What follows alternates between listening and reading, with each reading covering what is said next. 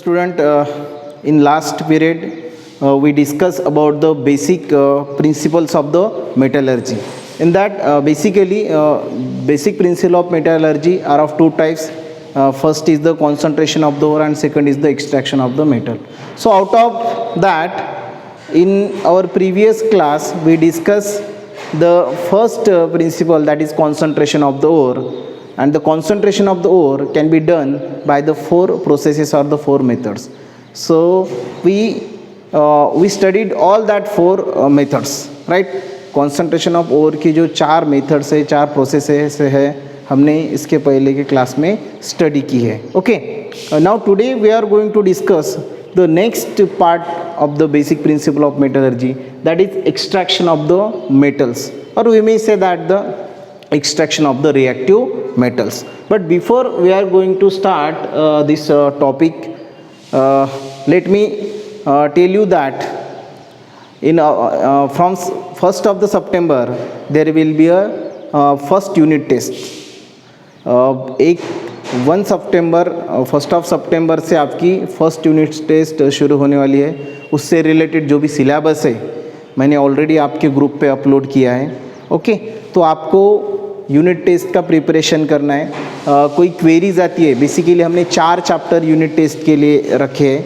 कौन से 4 चैप्टर है वो सिलेबस भी आपको मिला है, तो उस चैप्टर का प्रिपरेशन करना है. इस वीक में हम रिवीजन जोन चला रहे हैं. उसमें कोई आपको दिक्कत आती है तो आपको मुझे पर्सनली कांटेक्ट करना है. ओके, अब ये टेस्ट कैसे होने वाली है, क्या होने वाली है, इससे रिलेटेड इंफॉर्मेशन आपको डे टू डे आपके ग्रुप पे मिलेंगी, राइट? तो यूनिट टेस्ट का प्रिपरेशन आपको करना है.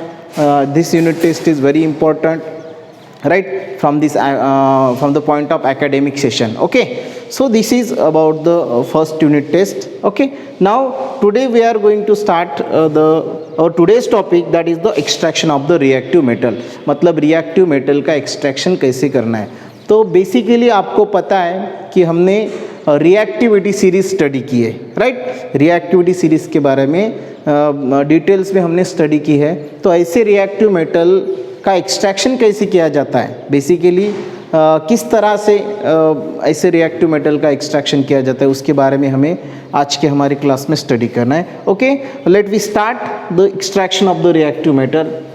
सो on the screen you will see that this is the reactivity series, right? ये रिएक्टिविटी सीरीज स्क्रीन पे आपको दिखाई दे रही है. सबसे टॉप पोजीशन पे पोटेशियम है, उसके बाद sodium, lithium, then calcium, magnesium, aluminum. After that zinc, iron, tin, lead, hydrogen, copper, mercury, silver and the gold. So these are the metals and they arrange in a reactivity series. मतलब reactively कौन सा metal सबसे ज़्यादा reactive हो top most position पे. तो उस मतलब रिएक्टिविटी सीरीज इस तरह से स्क्रीन पे आप देख सकते हो कि this is the reactivity series of the what metals. अब जो टॉप मोस्ट है ना, टॉप में जो मेटल्स है they are the highly reactive metals. आपने ये भी पढ़ा है कि जो ऊपर के जो है वो उसको हाईली रिएक्टिव मेटल्स बोलते हैं. बीच में जो मेटल्स है they are the moderately reactive और नीचे जो है they are the less reactive, right?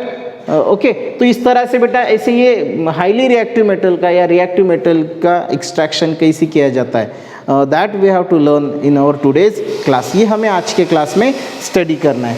So you will see that these 5 or we may say sodium, potassium, sodium, lithium, ये हाईली रिएक्टिव मेटल्स है. तो बेसिकली पोटेशियम, सोडियम और aluminium ये तो बहुत ही रिएक्टिव मेटल्स हैं. They highly react, right? Then these are the highly reactive metals, जैसे potassium, sodium and the aluminium. Okay, अब ये मेटल्स क्या करते हैं बेटा कि generally these highly reactive metals form the large number of cations. मतलब बहुत लार्ज नंबर ऑफ कैटाइन वो फॉर्म करते हैं बाय लूजिंग द इलेक्ट्रॉन. कैसे कैटाइंस कैसे फॉर्म होते हैं कि वो अपने आउटर मोस्ट शेल में जो भी वैलेंस इलेक्ट्रॉन रहते हैं उन इलेक्ट्रॉन को क्या करते हैं, डोनेट करते हैं. और बाय डोनेटिंग और by losing the electron they form the cations. जैसे आप यहाँ पे देख सकते हो कि ये पोटेशियम के बारे में यहाँ पे आपको स्क्रीन पे दिखाई दे रहा है. पोटेशियम का atomic number electronic configuration 2881, right. ये इलेक्ट्रॉनिक कॉन्फ़िगरेशन है, ये शेल वाइज इलेक्ट्रॉन का डिस्ट्रीब्यूशन, ऑर्बिटल सेल डायग्राम हम बोल सकते हैं इसको। सेल वाइज इलेक्ट्रॉन का डिस्ट्रीब्यूशन, जैसे के शेल में कितने इलेक्ट्रॉन है, एल में कितने हैं, एम में कितने हैं और एन में कितने हैं, तो ये ऑलरेडी हम पढ़ चुके हैं। तो ये शेल वाइज या orbit wise distribution of the electron, जिसको हम मॉलिकुलर ऑर्बिटल डायग्राम बोलते हैं। पोटेशियम का यहाँ पे दिया है आपको, पोटेशियम का एटॉमिक नंबर 19 है, उसके हिसाब से उसका इलेक्ट्रॉनिक कॉन्फ़िगरेशन 2881, राइट। चारों भी शेल्स में इलेक्ट्रॉन्स यहाँ पे दिए हैं। उसके बाद ये सोडियम का दिया है, you are very familiar with the sodium, उसका एटॉमिक नंबर 11 है, राइट। और एटॉमिक नंबर 11 है, इलेक्ट्रॉनिक कॉन्फ़िगरेशन 281 उसका होगा, राइट। ये इलेक्ट्रॉनिक कॉन्फ़िगरेशन 281 है। उसके बाद 3 शेल में बेसिकली के एलियम 3 शेल में या 3 ऑर्बिट में इसके इलेक्ट्रॉन क्या है बेटा, स्प्लिट अप किए गए हैं, अंडरस्टैंड। अब if you see the electronic configuration, so what you notice कि आउटर मोस्ट शेल में पोटेशियम के और सोडियम के 1 इलेक्ट्रॉन है, तो डेफिनेटली ये 1 इलेक्ट्रॉन क्या करेगा, एक्चुअली ये दोनों एलिमेंट्स या दोनों मेटल एक इलेक्ट्रॉन अपने आउटर मोस्ट शेल से लॉस करते हैं और लार्ज है ना कटाइंस फॉर्म करते हैं, right. They form the cations. Cations is nothing but the ions, you know that ions are of 2 types. Ions कितने टाइप्स के होते हैं, 2 टाइप्स, एक पॉजिटिव आयंस और नेगेटिव आयंस। तो जब ये 1 इलेक्ट्रॉन डोनेट करते या लूज करते तो उन पे पॉजिटिव चार्ज आता है, मतलब पॉजिटिवली चार्ज आयन को हम क्या बोलेंगे, कटायंस, और नेगेटिवली चार्ज आयन को हम क्या बोलेंगे बेटा, अनायंस। तो बेसिकली आपने पढ़ा है कि जनरली मेटल्स जो है बेटा वो इलेक्ट्रॉन लॉस करके कटायंस फॉर्म करते हैं, okay. So let's see how the cations is form, right. 1 electron loss करने के बाद ये K+ and it is notation how the potassium का कटायंस कैसे, मतलब 1 इलेक्ट्रॉन लॉस करता है, एक पॉजिटिव। सोडियम का कटायन 1 इलेक्ट्रॉन लॉस करने के बाद Na+, राइट। तो इस तरह से, और इलेक्ट्रॉनिक कॉन्फ़िगरेशन भी देख लो, नियरेस्ट नोबल गैस का इलेक्ट्रॉनिक कॉन्फ़िगरेशन ये रिगेन करते, जैसे कि पोटेशियम ने यहाँ पे ये आर्गॉन का और यहाँ पे ये नियॉन का, राइट। तो 1 इलेक्ट्रॉन लॉस होने के बाद कटाइंस फॉर्म करते, तो जो हाईली रिएक्टिव मेटल्स होते हैं बेसिकली सोडियम और पोटेशियम, ये हाईली रिएक्टिव मेटल है बेटा, ओके। तो ये इलेक्ट्रॉन लॉस करके large number of cations form करते। अब कटाइंस क्या होता है, अनायंस क्या होता है, ये हम स्टडी कर चुके हैं, ये आपको समझ में आया होगा, okay. Let's further proceed. Now if you see the reactive metals generally, जैसे कि मैग्नीशियम, एल्यूमिनियम यहाँ पे दिया है कि ये रिएक्टिव मेटल्स है। Basically they react with the dilute acids. Reactive metal generally dilute acid के साथ रिएक्ट होते हैं, जैसे यहाँ पे डाइल्यूट एसिड में HCl और हाइड्रोजन गैस फॉर्म होती है। कौन सी गैस लिबरेट होती है, hydrogen gas. Reactive metals are in generally react with the dilute acid such as hydrochloric acid, okay, and they form the hydrogen gas. और कौन सी गैस रिलीज या लिबरेट होती है, hydrogen gas. Which gas is liberate after the reaction, hydrogen gas is liberated, okay. So highly reactive metals, उसके बाद ये जो हाईली रिएक्टिव मेटल्स है जैसे कि सोडियम और पोटेशियम, ओके, तो ये these metals burn bye reacting with oxygen from the air even at room temperature. आप देखते हो कि ऑक्सीजन जनरली एयर में अबंडेंट अमाउंट में ऑक्सीजन रहता है, ओके। तो एयर में जो ऑक्सीजन है इवन एट रूम टेम्परेचर, ये जो सोडियम और पोटेशियम, ये जिसको हमने हाईली रिएक्टिव मेटल बोला है, तो वो बेटा क्या होते हैं, बर्न होते हैं on expose to the air या on reacting with the oxygen from the air at room temperature. मतलब एयर में होने वाले ऑक्सीजन के साथ वो क्या होते हैं बेटा, रिएक्ट होते हैं, राइट। रिएक्ट होने के बाद they will Burns directly, they Burns, right. मतलब इसका मतलब क्या होता है कि ये जो हाईली रिएक्टिव मेटल्स है, when they comes in contact with the oxygen eight room temperature, they burn. मतलब यहाँ पे एक्सीडेंटल फायर लगने के चांसेस है। तो whenever you are going to perform the reaction with sodium, और whenever you are going to operate these metals, or whenever you are going to perform any activity with the help of these metals, so be careful or perform such activity in the presence of your teacher। आपके teacher के presence में इससे related activity आपको perform करनी है, right. तो ये highly reactive metals है, when they comes in contact with the air they burns vigorously and which may causes accidental fire. So be careful whenever you are going to operate these metals. Okay. The next, जैसे ये highly reactive metals है, generally they are present in the form of their oxide. जैसे aluminium, तो ये Al2O3.2H2O मतलब बॉक्साइड्स, right. इसका जो ओर है उसको हम क्या बोलेंगे, बॉक्साइड बोलेंगे. मतलब ये जनरली ऑक्साइड या क्लोराइड के फॉर्म में ऑब्टेन्ड होते हैं. जैसे एल्यूमिनियम ऑक्साइड के फॉर्म में, एल्यूमिनियम ऑक्साइड के फॉर्म में मिलता है. सोडियम ऑक्साइड या क्लोराइड, जनरली वो ऑक्साइड या क्लोराइड राइट के फॉर्म में जनरली हाई जो रिएक्टिव मेटल्स वो ऑब्टेन्ड होते हैं. जैसे सोडियम रॉक सॉल्ट जिसको बोलेंगे हम NaCl, सोडियम क्लोराइड में से ऑब्टेन्ड होता है. और ये एल्यूमिनियम, मतलब ये these are the origin of this highly reactive metals. तो ऑक्साइड या क्लोराइड सॉल्ट में जनरली ये रिएक्टिव मेटल्स फाउंड होते हैं या उसमें से हम एक्सट्रैक्ट कर सकते हैं. ओके. नाउ अब हाईली रिएक्टिव मेटल का आपको एक्सट्रैक्शन करना है, तो बेसिकली ये इलेक्ट्रोलिटिक रिडक्शन, ये प्रोसेस जनरली यूज़ की जाती है for the extraction of highly reactive metals.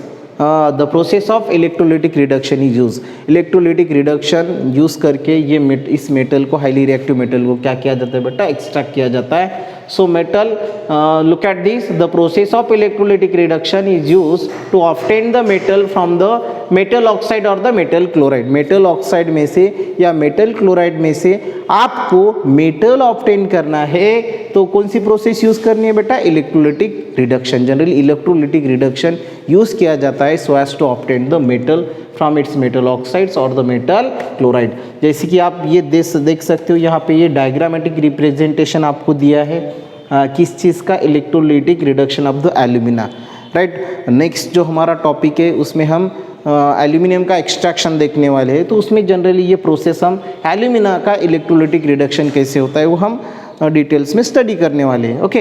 तो ये यहाँ पे आपको दी है कि कैसे इलेक्ट्रोलिटिक रिडक्शन एल्यूमिना का किया जाता है. तो इस तरह से अब ये प्रोसेस हमें डिटेल्स में स्टडी करनी है. Next. Okay. Now so look at this, you will often observe that. So the metal, जैसे कि सोडियम है तुम्हारा, क्लोरीन है, कैल्शियम है, sorry sodium, calcium, magnesium are obtained by the electrolysis of their molten chloride. Generally उनका जो molten state में जो क्लोराइड्स रहता है, metal chloride in the form of molten state.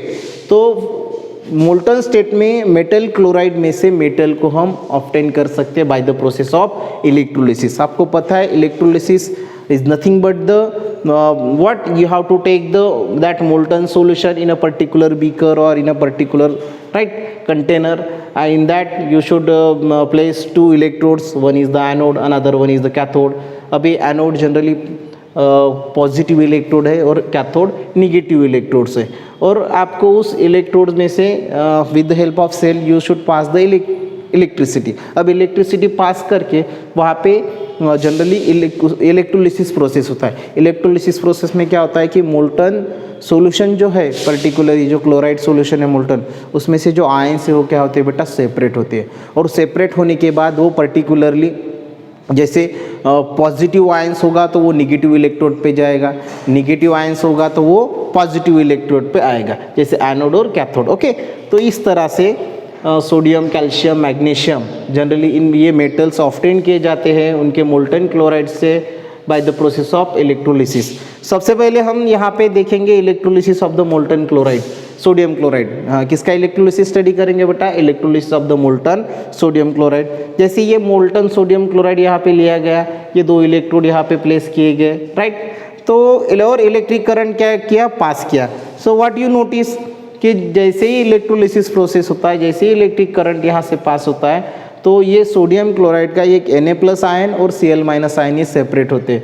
Na+ ion कौन सी इलेक्ट्रोड पे जाता है, it is deposited, sodium ion it's deposited at the cathode, है ना. ये positive ion generally negative electrode पे, है ना. पॉजिटिव और निगेटिव में जनरली अट्रैक्शन रहता है, तो उसके हिसाब से सोडियम आयन ये किस पे डिपॉजिट होगा, कैथोड पे, कैथोड इलेक्ट्रोड पे. और chlorine gas generally chloride ion it is deposited on the anode, right. तो इस तरह से बेटा हम सोडियम को क्या कर सकते हैं, इसमें इलेक्ट्रोलिसिस प्रोसेस से सोडियम को हमने सोडियम क्लोराइड से क्या किया बेटा, सेपरेट किया, ऑब्टेन किया.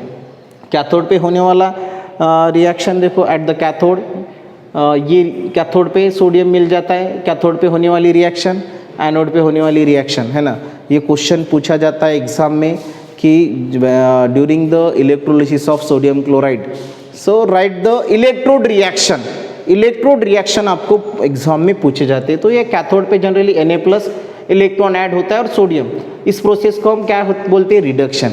Electronic definition of oxidation and the reduction, ऐसा भी क्वेश्चन पूछा जाता है कि ऑक्सीडेशन और रिडक्शन की इलेक्ट्रॉनिक डेफिनेशन कौन सी है।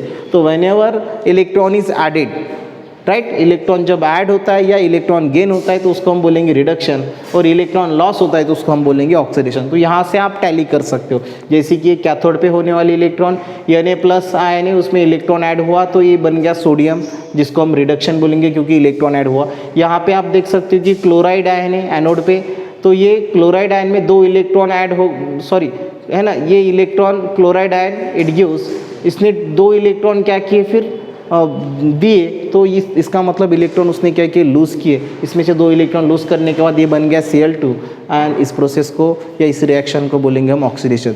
तो ये इलेक्ट्रॉनिक डेफिनेशन हो गई किसकी, ऑक्सीडेशन और रिडक्शन की। ओके, ये हो गया बेटा सोडियम का इलेक्ट्रोलिसिस सोडियम क्लोराइड का। अब electrolysis of molten magnesium chloride, same process, you have to add up for the electro molten solution लेना है। इसमें मैग्नीशियम कैथोड पे जाएगा और क्लोरीन गैस एनोड पे जाएंगी। क्यों? क्योंकि मैग्नीशियम पे पॉजिटिव चार्ज है इसलिए वो कैथोड के तरफ जाएगा, क्लोरीन पे नेगेटिव चार्ज है इसलिए वो एनोड के तरफ जाएगा। और इलेक्ट्रोड रिएक्शन भी सिमिलरली कैल्शियम क्लोराइड का भी इलेक्ट्रोलिसिस आप देख सकते हो स्क्रीन पे, कैथोड पे होने वाली रिएक्शन, एनोड पे होने वाली रिएक्शन।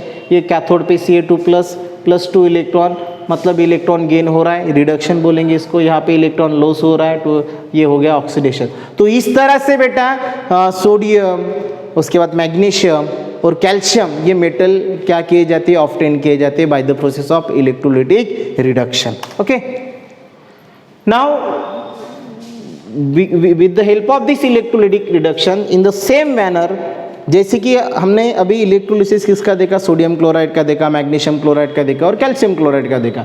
तो इसमें से हमें सोडियम मेटल ऑब्टेन हुआ है, एक्सट्रैक्ट हुआ है, मैग्नीशियम मेटल एक्सट्रैक्ट हुआ है, कैल्शियम मेटल extract हुआ है। In the same manner, aluminum is also obtained by the process of electrolytic reduction from its oxide। तो इसी तरह से इसी इलेक्ट्रोलाइटिक रिडक्शन की मदद से या हेल्प से एल्यूमिनियम का भी एक्सट्रैक्शन होता है फ्रॉम इट्स ऑक्साइड। और बेसिकली एक्सट्रैक्शन ऑफ एल्यूमिनियम, अब एल्यूमिनियम का एक्सट्रैक्शन जनरली उसकी जो बॉक्साइट ओर है उससे हम उसको क्या करने वाले, एक्सट्रैक्ट करने वाले हैं। तो डिटेल्स में हमें एक्सट्रैक्शन ऑफ एल्यूमिनियम स्टडी करना है। तो सेम पैटर्न से हमें एल्यूमिनियम का एक्सट्रैक्शन देखना है इलेक्ट्रोलाइटिक रिडक्शन करके, राइट। तो बेसिकली एक्सट्रैक्शन ऑफ एल्यूमिनियम हमें डिटेल्स में स्टडी करना है। अब एल्यूमिनियम का एक्सट्रैक्शन आपको करना है तो जनरली एल्यूमिनियम जनरली कहाँ पे फाउंड होता है, मिनरल्स के फॉर्म में फाउंड होता है। और बेसिकली एल्यूमिनियम प्रॉफिटेबली हम उससे गेन करते हैं, इसलिए उस मिनरल को हम क्या बोलेंगे, ओर बोलेंगे। और एल्यूमिनियम के ओर का नाम है बेटा बॉक्साइट ओर, जिसको हाइड्रेटेड एल्यूमिनियम ऑक्साइड भी बोला जाता है, मतलब उस ओर का नाम है बॉक्साइट। तो ये जो एल्यूमिनियम का एक्सट्रैक्शन है जिसमें सबसे पहले तो ओर को कॉन्सेंट्रेट करना पड़ेगा, बाद में उसका एक्सट्रैक्शन करना पड़ेगा मेटल का, मतलब इलेक्ट्रोलाइटिक रिडक्शन मेथड से। तो ये हम हमारे नेक्स्ट या आगे वाले क्लास में हम स्टडी करेंगे, how the extraction of aluminium will be takes place. Okay, तो अभी के लिए आज के क्लास के लिए इतना ही। Thank you.